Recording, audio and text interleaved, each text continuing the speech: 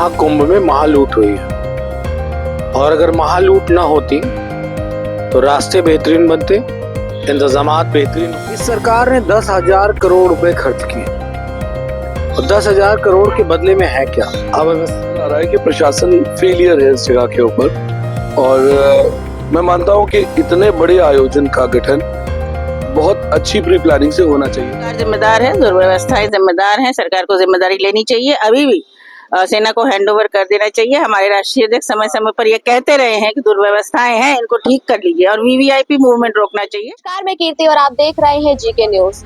प्रयागराज में भगदड़ मची, इसमें 50-60 लोगों की मौत हो गई है, 200 से अधिक लोग घायल हो गए हैं। लेकिन सरकारी आंकड़ा जो सामने आ रहा है वो 17 से 16 लोगों का ही दिखा रहा है। सरकार जो है वो कह रही है कि तमाम तरीके की व्यवस्थाएं वहां पर की गई, सभी स्थिति जो है पूरी वो नियंत्रण में है, सभी लोग जहां पर है वहीं रहे और अपने जहां करीबी घाट है वहीं पर स्नान कर ले।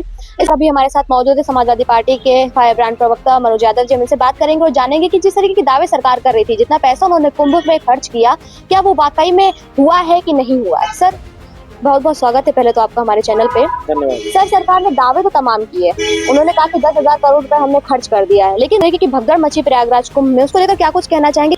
महाकुंभ में महालूट हुई है और अगर महालूट ना होती तो रास्ते बेहतरीन बनते, इंतजामात बेहतरीन होते और वो सारी बेहतर चीजें होती जिससे कि एक सफल आयोजन किया जा सकता।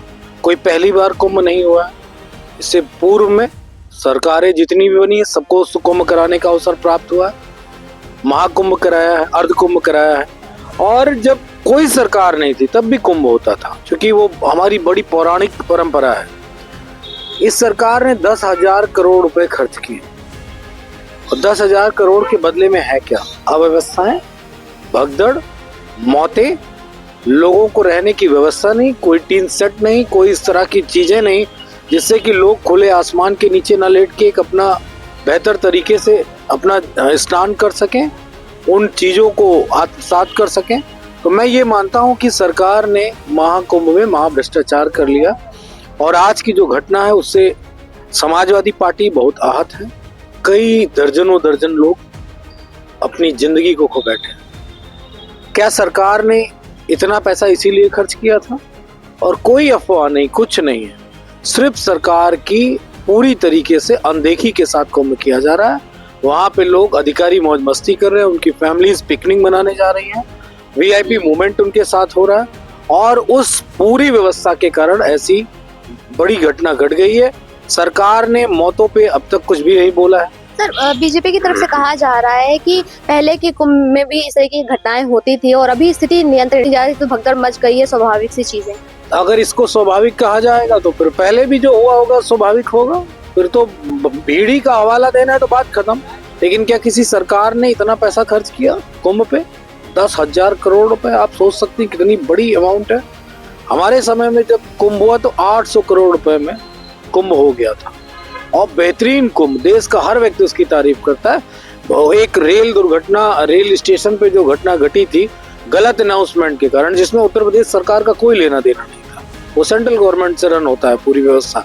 तो ये बात बिल्कुल स्पष्ट है कि कहीं ना कहीं महाभ्रष्टाचार के कारण ऐसी व्यवस्थाएं और वीवीआईपी कुंभ बनाने का प्रयास इस सरकार ने किया और साधु महात्माओं ने, अखाड़ा के तमाम सारे महामंडलेश्वर ने, शंकराचार्यों ने जो बात कही है, उस बात को मैं अलग कर दूं तो तमाम सारे वीडियोस ने इस बात को कहा। वीडियोस में सारी दुश्वारियां, उस तरह की तमाम सारी चीजें दिखी हैं जिसको आधार बना के ये बात कही जा रही है। सब बिल्कुल साक्षात गवाह है और इतने सबूत हैं जिस वजह से ये सारी चीजें सामने।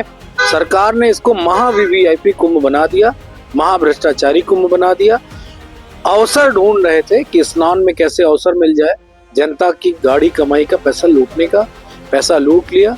लोगों के साथ जिस तरीके का वहाँ बर्ताव है वो मेरे ख्याल से कभी भी कुंभ में ऐसा नहीं हुआ।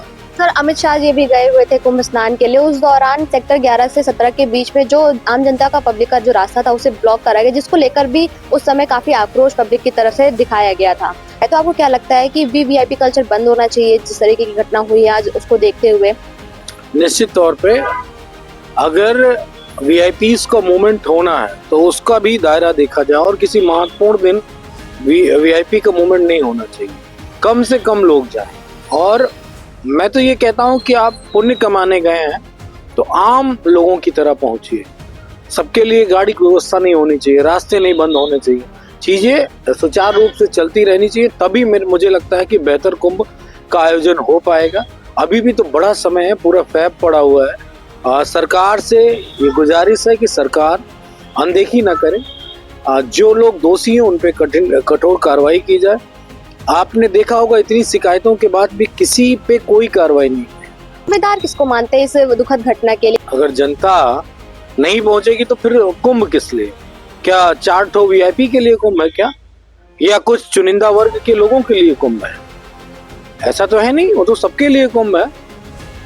दोषी दोनों लोग, सरकार के दिशा निर्देश नहीं है, इसलिए प्रशासन ने उसका कोई पालन नहीं किया।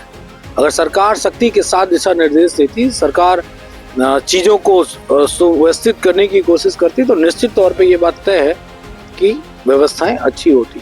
पुलिस फोर्सेस बढ़ाई जा सकती थी, आर्मी को या तमाम सारे सशस्त्र बल उनको लगाया जा सकता था, कोई भी कमी नहीं। इतनी बड़ी तादाद में लोग आ रहे हैं तो आपने इंतजामात क्या किए हैं, सुरक्षा व्यवस्था के मानक क्या है, रूट मैप क्या है, वो सारी चीजें स्पष्ट रूप से होनी चाहिए। क्योंकि आप 10,000 करोड़ रुपए खर्च कर रहे हैं।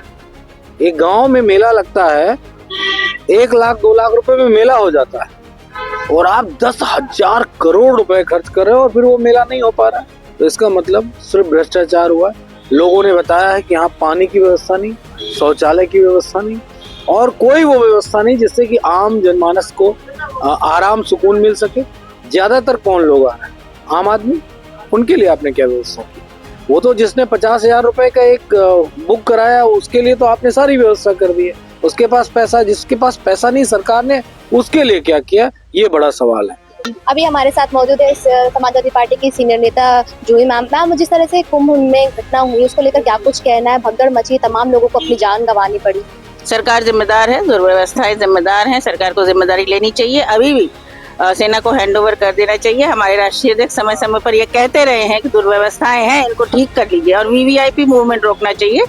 ये महाकुंभ है, यहाँ पर सबका अधिकार एक है, और अगर शासन कंट्रोल नहीं कर पा रहा है तो फिर सबको सुव्यवस्थित ढंग से स्नान कराइए, और सबको जो घायल हैं उनको मदद चाहिए। सर मैम, बजट जो रहा है महाकुंभ का इस बार, तो तमाम सरकारों के बजट से कई ज्यादा रहा है, फिर भी इस तरीके की घटनाएं हो रही है। आपको क्या लगता है, क्या वो बजट सरकार खर्च नहीं कर पाई है, या सिर्फ कहने के लिए? जितना बड़ा बजट उतना बड़ा भ्रष्टाचार महाकुंभ में, और उसका विधानसभा में प्रश्न होगा। ताकि उनकी तरफ से आरोप लगाया जा रहा है कि पिछली सरकारों में भी तमाम तरह की घटनाएं होती थी, और उन्होंने कहीं ना कहीं सीधा टारगेट करते हुए सपा पर भी निशाना साधा है कि घटना तो उस समय भी हुई थी और इसको पूरा नियंत्रित कर लिया गया है, लेकिन अभी जो हुई है प्रकार।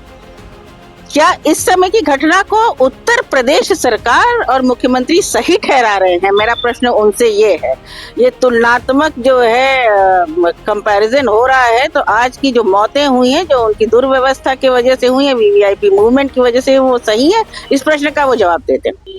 अभी हमारे साथ मौजूद है याकर सिद्दीकी जी, प्रदेश सचिव व्यापार महासभा के। सर बहुत बहुत स्वागत है आपका। Thank you. सर, महाकुंभ में जिस तरीके की भगदड़ मची है उसको लेकर क्या कुछ कहना है?